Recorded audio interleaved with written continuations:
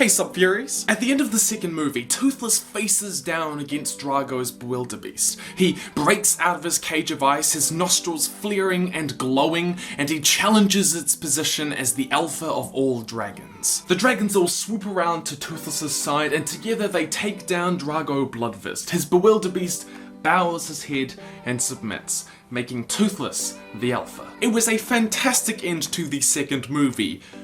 But what on earth happened to Toothless? I mean, with those colours, he'd look pretty good at a raving party.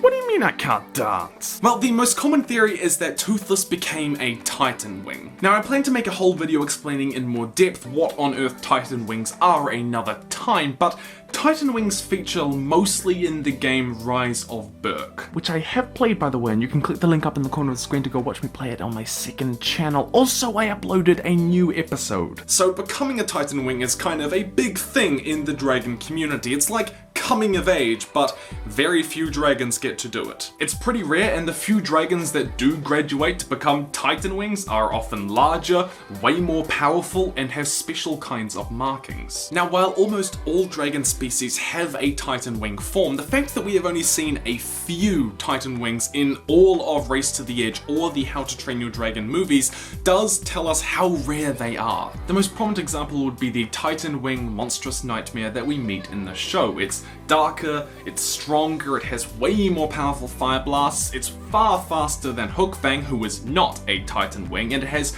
special red and black markings that we have not seen on any other monstrous nightmare. Other examples include Vigo's Shellfire, which was officially described as a gigantic Titan Wing deep sea dragon with a flat, hard back shell for protection. And of course there's also the Bewilderbeasts from the second movie, when Fish Leagues described it as a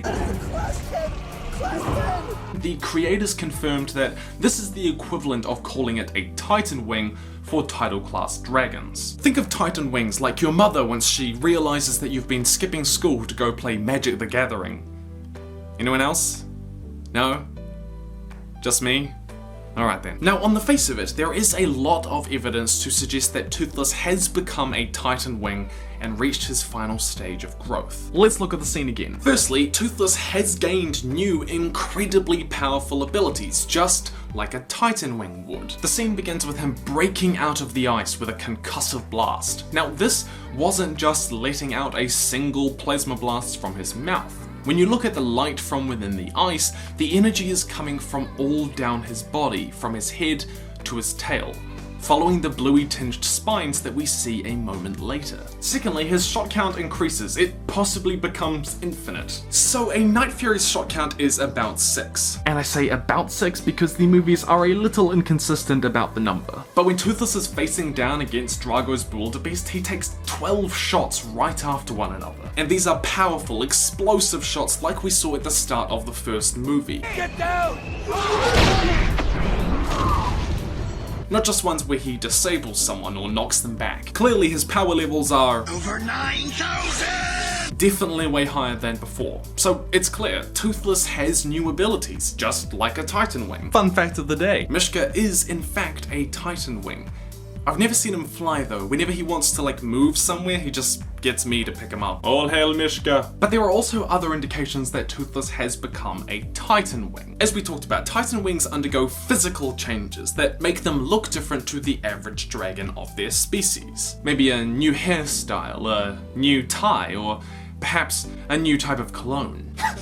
I mean, he's glowing for goodness sakes. Whatever muscles or chemicals that Toothless tapped into inside his body to make him luminescent, he clearly didn't have access to before. But that wasn't enough. So I looked into other Titan Wing dragons that we can see in Rise of Berk to see whether this feature really mattered. Now, the Skrill is one of the dragons most closely related to the Night Fury. They have similar abilities, they share an evolutionary relationship, and they look quite similar in many respects. So I thought it would make sense if they shared some similarities in their Titan Wing forms as well. And true enough, the Titan Wing form of the Skrill in Rise of Berk has a glowing blue mouth, just like Toothless has at the end of the second movie. And I thought, well, that can't be a coincidence, right? Another dragon with a number of similarities to the Night Fury is the Sand Wraith. In fact, it looks even more similar, uncannily similar, to the Night Fury itself. Almost like the creators couldn't be bothered coming up with a new design for it, but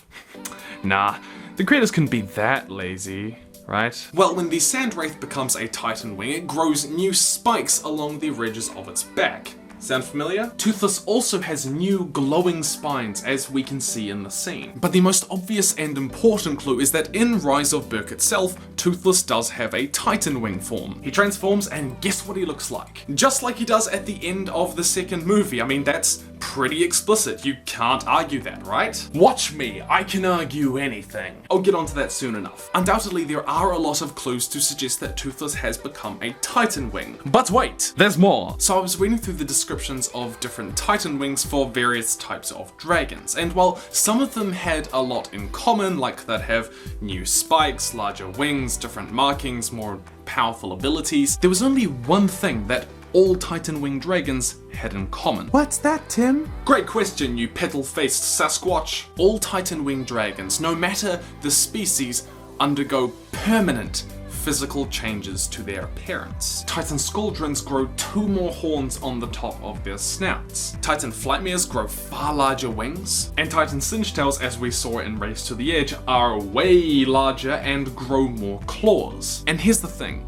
None of Toothless's physical changes that we see in that scene are permanent. His mouth and nostrils don't stay glowing, and the spines along his back don't stay out. In fact, in the comic The Serpent's Ear, we see that he only puts on these features as a display of dominance to other dragons, like he did with the Forever Wings. Toothless isn't larger, he doesn't have any new colors, no more special markings, no new claws, like we see with a lot of other Titan Wing dragons. Beyond this, Toothless already had these spines along his back. Vulca triggered them halfway through the movie, and the fact that she could do that without any experience with a Night Fury or with Toothless prior to that would indicate that that sort of feature is pretty common among dragons, or that at least it's not just for Titan Wing dragons or dragons that could become Titan Wings. Though it is possible that Vulca has met a Night Fury before. Click the link up in the corner of the screen to watch that video. But also remember that Titan Wings are the final stage of growth for dragons. Like, a dragon can't just become a Titan Wing at any time in their life. Like, they have to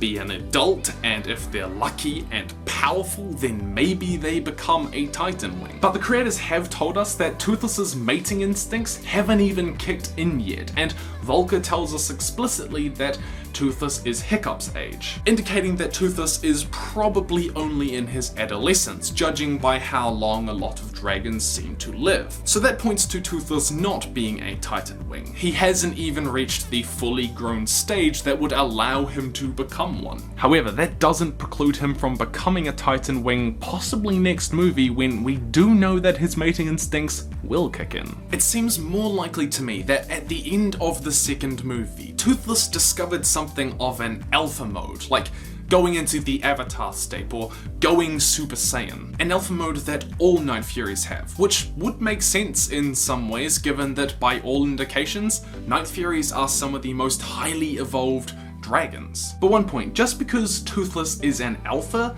doesn't make him a Titan Wing. The Screaming Death we meet in the show is undoubtedly an alpha to the Whispering Deaths around it, but it wasn't a Titan Wing, believe it or not. No, there is a Titan Wing form of the Screaming Death that is more powerful and more terrifying than that. Yes, a more powerful, more deadly version than the Screaming Death by itself. The Dragon World is just fantastic, right? The only real puzzle is that Rise of Berk itself does say that this is Titan Wing Toothless. But the thing is that while Rise of Berk is a fabulously fun game to play, it does get a lot of things wrong about the lore. You can watch how dragons fight in the mini-games, and you can see that this isn't how they attack. Like, the Skrill doesn't send out balls of lightning, and the Rumblehorn doesn't shoot green fireballs. While Rise of Berk can be used to give us general ideas, and is often correct about the How to Train Your Dragon world, it isn't always 100% right. It's because of that calling this Titan Wing Toothless I don't personally take as entirely canon, and I do think that the creators of the series will retcon this in the future. But who knows, I may be wrong. So is Toothless a Titan Wing, or is he not? Well, there is a good argument to say that he is. He has new abilities, he looks a little bit different, and he shares a lot of other similarities with Titan Wing dragons that are similar to Night Furies. But I don't personally think that Toothless became a Titan Wing at the end of the second movie. The changes weren't permanent like we see in every other Titan Wing dragon form. He isn't old enough to even be at that growth stage, and Rise of Berk isn't entirely canon in my mind. No, what we saw at the end of the second movie is a new alpha mode that only kicked in when Toothless truly needed to defend Hickson and protect him from the Bewilderbeast's blast. Like Aragorn learning to use Brazinga in order to defend himself from Urgles, or like when I discovered that I can fly. With a catch. I can only do it when the camera isn't looking at me. See, I'm flying right now! But that's all from me. My question for you today is, what Hogwarts house are you in? And if you were to put me in a house, which house would you put me in? I'll give my answer as to which house I was sorted into next time. Oh, and by the way, I uploaded another Rise of Berk video, and I plan to do more of them on my second channel, TwotheFuture. Go check that out. I talk about trying to find motivation for writing, how I handle it, and some tips that might be helpful for you. Oh, and by the way, if you want to stop slavery and save the environment and support these awesome causes that we chose as a community, then you can go and buy one of these shirts. You can get them saying "Stay Nerdy" or "All Hail Mishka." You can get either this design by Iona B or one by Raid. Click the link down in the description below. They're absolutely awesome. I absolutely love it. And I'm sure you guys will too, and you're supporting an amazing cause, so thank you if you do, and thank you to those of you who have already bought shirts. You guys are amazing. Stay nerdy. And in the meantime, I'd love for you to join other sub-theories. Follow me on my second channel, TwotheFuture. There's a link to that down in the description. And on my main channel. Follow me on Twitter, Wattpad, Facebook, emailing me stuff. Send me stuff you've made at the address and links in the description below. Stay nerdy, sub-theories, and I'll see you in the future.